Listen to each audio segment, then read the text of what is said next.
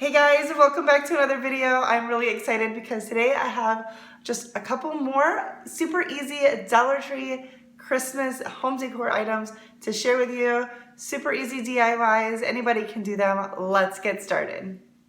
For this first one, I have this little piece that is a tabletop decor item from Dollar Tree. Of course, we'll be DIYing it. You could use this or really anything similar. There's lots of different options and different sizes and shapes at Dollar Tree. And then I've got these little stickers. I can't remember exactly what they're called, but they're the little like gem stickers.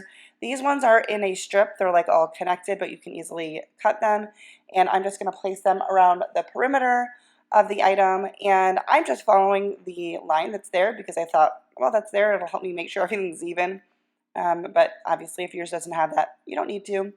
But I just want to be able to give a little bit of texture to this piece. So once I have the gems laid all the way around, we're going to coat the whole thing in white paint. I am using white paint. I think it's called Snow White from Apple Barrel, and it's an acrylic paint. I do a lot of times use chalk paint on these types of items because it is a little bit thicker and usually takes less coats. This did take 2 or 3 coats. I'm going lightly on the edges just because some of the paint dripped down and I wanted to make it all the same. But you can use whatever paint you want. I just have a lot of acrylic paint that I'm wanting to use up. And then I have in my stash from last year, although I'm sure these are coming out this year, this little wooden ornament piece. And I am taking this glitter foam that I have on hand. Not totally sure where it came from. Probably, I don't know, probably Hobby Lobby. I don't know. I've had it for many, many, many years.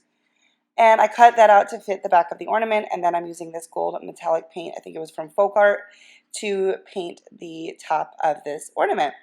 And you can use anything. I almost used, but with my gems on this piece it didn't work, I almost used a little truck ornament from Dollar Tree, but you can use anything you want. We're just making a little sign that could be used for like a tiered tray or just tucked into a shelf, and we're embellishing it. So whatever you want to use. Once I got my couple coats of paint on here and it's nice and dry, I'm dry brushing with the gold, mainly along the edges to make those little gemstones, little things pop, but I also did a little bit on the rest of it. And then we're going to take some hot glue and we're going to attach the glitter side of the foam to come through. Now, even if you're not a huge glitter fan, obviously you can use paper on the back of this. You could use nothing on the back of this.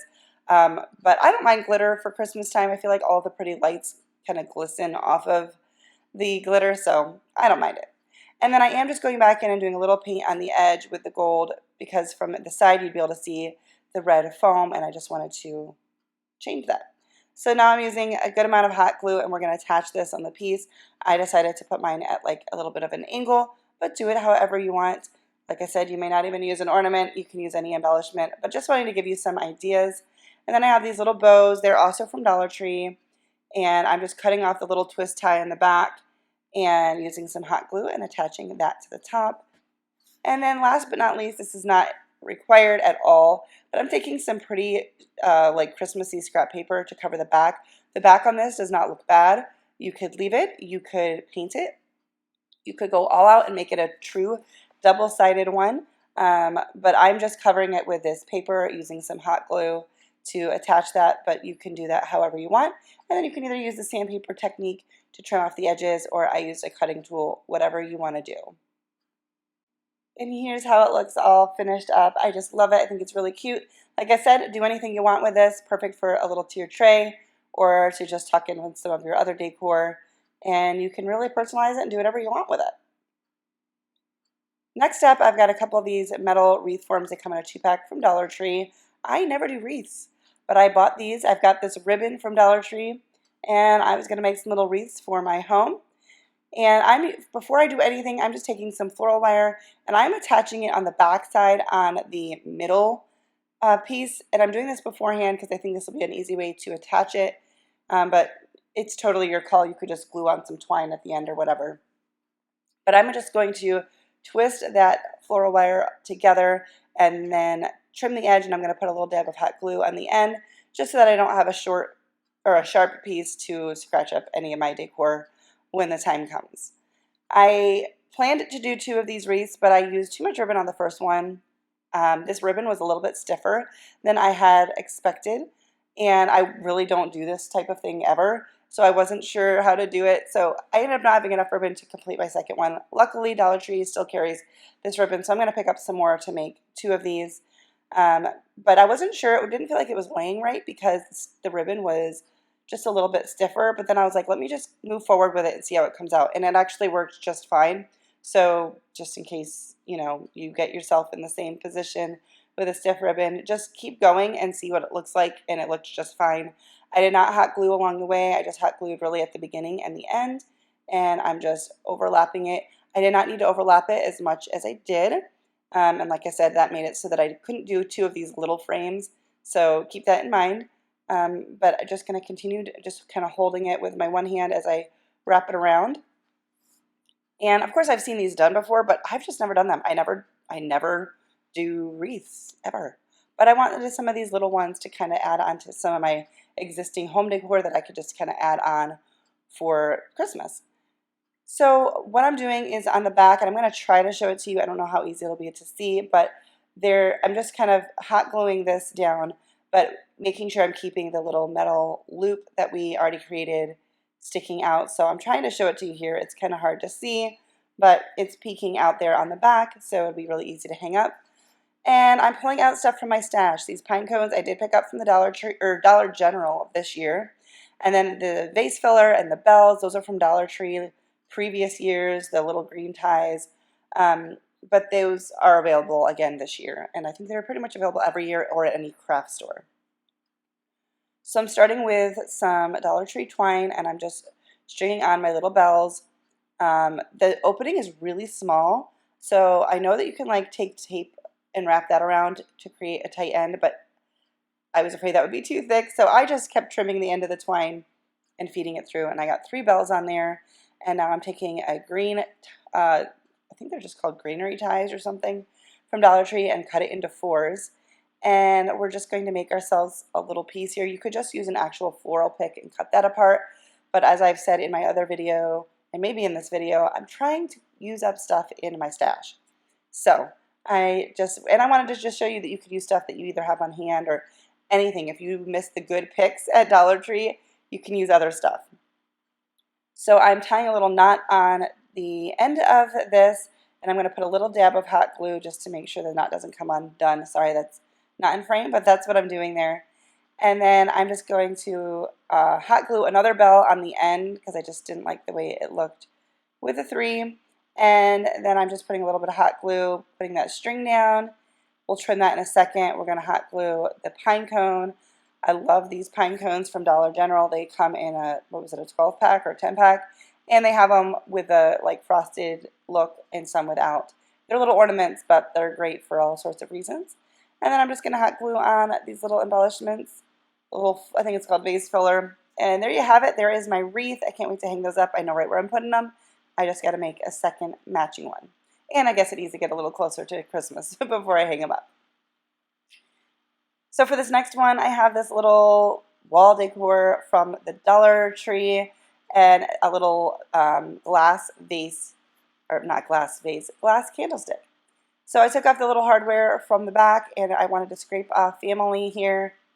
It came off fine, but it did not come off in a way that I could save it. So maybe you'll have better luck than me, but I'm just using like a putty knife to scrape that off. And then we're going to peel off the paper, which actually came off pretty good. If it doesn't for you, don't worry about it. It doesn't necessarily have to, but when you have a smoother finish, it works great. So now I'm painting the edge of this with some more of that white acrylic paint. Also, I wanted to say this sign, if you see it, it's in like the frame home decor area. They had it in different shapes. They have a triangle one, which would be great to make a little Christmas house on, but I did not get one of those.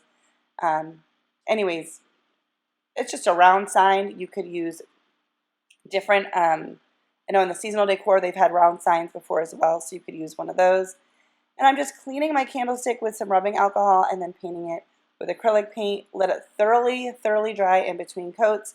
Chalk paint might be a better option, but I wanted to see if I could do it with my acrylic paint. And you can. You just got to let it dry really well in between. I've had this candlestick forever. I have no idea if it was from Dollar Tree or not, but I just don't use it, so I was like, let me just pull it out for this. But Dollar Tree has lots of candlesticks. They have glass ones and ceramic ones. So now we're going to go back and forth because this is kind of the method that I did mine in. But I'm going to take a glue stick all across the back of this, or what we're making at the top. I did also, by the way, paint the bottom of this white. You don't necessarily have to, but I did. My glue stick ran out, so I went and grabbed another one. And then I'm going to take some scrapbook paper that I had on hand, which was probably from Hobby Lobby, but you can use anything you've got. And I'm going to cover this. You could also do this with a piece of fabric, or you could paint it. You could paint it solid. You could paint on a buffalo check pattern, whatever you want. But I'm going to smooth that out, and then I'm going to choose to use my cutting mat and my little cutting tool here to trim this up. But you can also use the sandpaper technique, which honestly I do think works better, but I wanted to, I don't know, I guess switch things up for this video. And then we're going to give a good coat of Mod Podge. I got a little goopy piece in there. And I'm going to Mod Podge the top and the sides of this piece just to seal that paper in nice and good. If you're enjoying this video, please give it a thumbs up. It lets me know what you like. It also lets YouTube know that you're liking my video and makes it more likely for them to suggest it to others. Once all of my coats were on and thoroughly dried, for the candlestick, we're going to give that a coat of Mod Podge as well. That just helps keep the paint from chipping off. In my experience, I've noticed that that just really helps a lot. So that's what I'm doing there. And there was a little bit of paper left on the end of this, on the edges of this, so I am going back with a little bit of sandpaper. But this is what you would do if you were going to just fully remove the paper that way. You just sand down and away once your Mod Podge is nice and dry. It really does work well. It gives you a nice clean edge. And then I'm going to take some E6000, I guess because I'm using glue and I'm making a little stand. Well, of course I'm using glue. Because I'm using glass, I didn't trust the hot glue. And hot glue may have worked, but because I'm going to actually put pieces on this, I just wanted to make sure I had a good hold. So I'm putting some E6000. That does take a good 24 hours to cure. I think even 72 hours is what it's recommended. But then I just eyeballed the center and placed it on. And this is how it came out. I think it's super cute.